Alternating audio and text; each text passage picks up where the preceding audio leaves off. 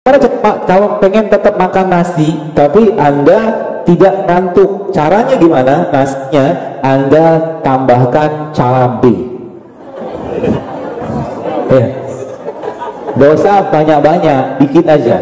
Jadi kalau saya kadang-kadang pengen makan nasi, saya bikin sambal cabai, dan sambalnya saya sudah pernah tahu? Belum. Isinya sambal saya cabai rawit, bawang putih, garam sama kurma. Tidak khawatir. Jadi kurma ini bisa jadi pemanisnya dan tetap enak. Nanti ditambahkan sama cabenya sama sedikit, gak usah pedas-pedas. Yang penting ada enzim di situ, sehingga nanti Anda makan nasinya ada enzim. Atau kalau enggak, ada beberapa tuh ibu tahu tuh, ada satu produk isinya biji-bijian itu loh, yang pangkalnya K. Apa nggak tahu kan? Itu isi biji-bijian, pangkalnya K belakang P. Bukan, kongbap namanya. Kongbap itu isi biji-bijian. Jadi kalau Anda masak nasi, pengen makan nasi putih, bisa tambahkan yang itu. Ya. Atau kalau enggak, apa namanya, kita tambahkan dengan sayur nasinya. Termasuk juga nasi goreng itu kita bisa ganti bos sekalian. Nggak mesti digoreng kan? Caranya gimana? Begini kalau saya ngajak, kalau saya mau bikin nasi, nggak perlu nasi goreng. Anda ambil beras. Beras sekarang kita udah tahu, beras sekarang penuh dengan pestisida, betul? Pestisida tidak akan hilang dengan pencucian air biasa, nggak bisa. Dan pestisida penyebab atau pemicu sebagian besar kanker mandul. Pestisida. Ya. Cara bersihnya gimana? Bisa Anda cuci pakai air garam, atau Anda cuci pakai baking soda. Baking soda. Nanti pestisida bisa larut di situ. Termasuk sayur-sayuran. Ya.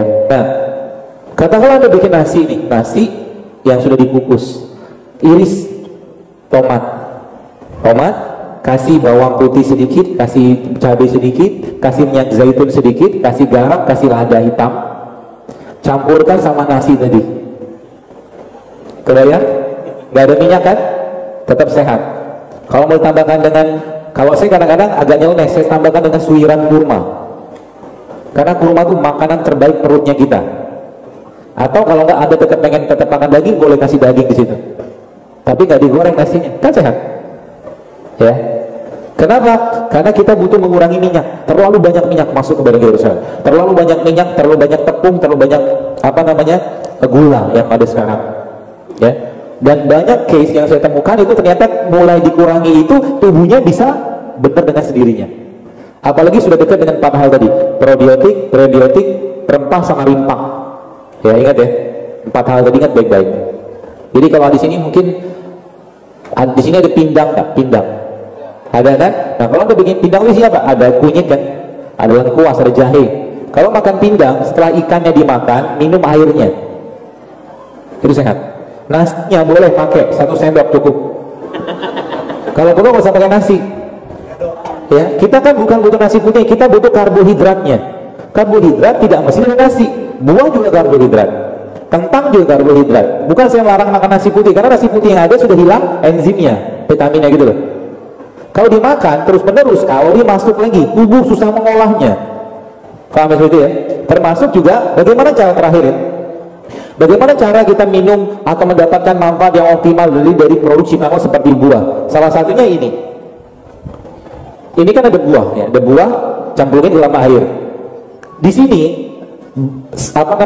ada mineral dari buah ini yang larut dalam air, nggak kelihatan, betul? Maka disebut nano dia, istilahnya gitu, kecil. Air kelapa itu ada mineral, nggak kelihatan, nano di situ. Ya, maka salah satu cara untuk kita mendapatkan manfaat optimal dari ini adalah campurin aja ke air. Bisa pakai sayur, bisa pakai buah, bisa pakai kurma, tapi ingat ada ingatnya. Minuman kayak begini bagi ibu sekarang yang sudah mulai praktek infus water kayak begini, ingat, ini bisa menurunkan tensi. Kalau terlalu sering diminum bisa lemas, keliangan. Termasuk juga beberapa jenis rempah kayak kayu manis itu bikin gula darah turun. Ya, jadi kalau Anda kadang pakai kayu manis, hati-hati, bisa hipoglikemik gitu loh ya. Jadi jangan terlalu banyak. Ya, boleh sekali-sekali boleh, tapi sering-sering diganti aja. Ya, hari ini minum jahe, besok katakanlah serai, besok macam-macam ganti-ganti. Setiap hari berubah-berubah aja nggak apa-apa. Nggak usah terus-menerus, kecuali Anda konsisten dengan olahraga, lain cerita. Tapi banyak orang kan nggak konsisten olahraganya.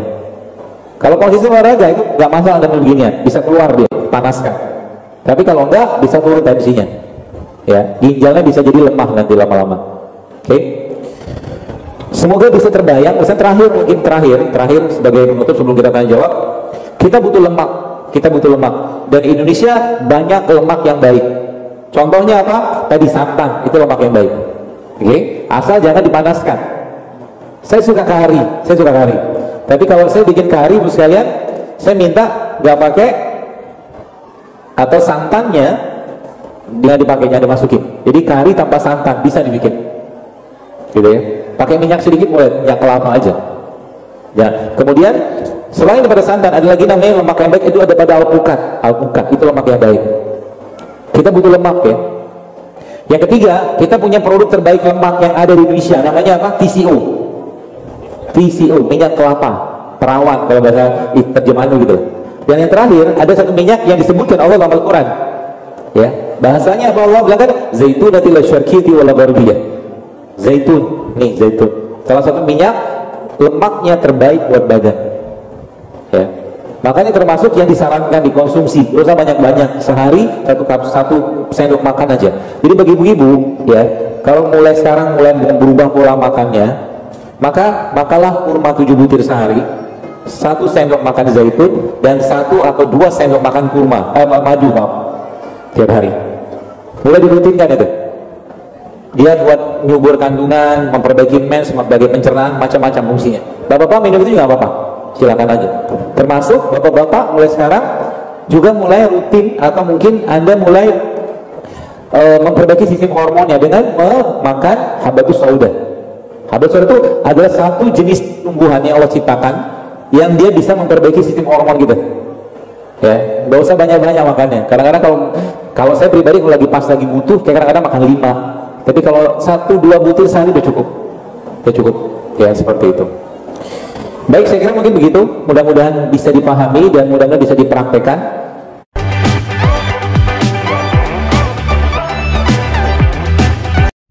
ربنا ما خلقت هذا باطلا سبحانك فقنا عذاب النار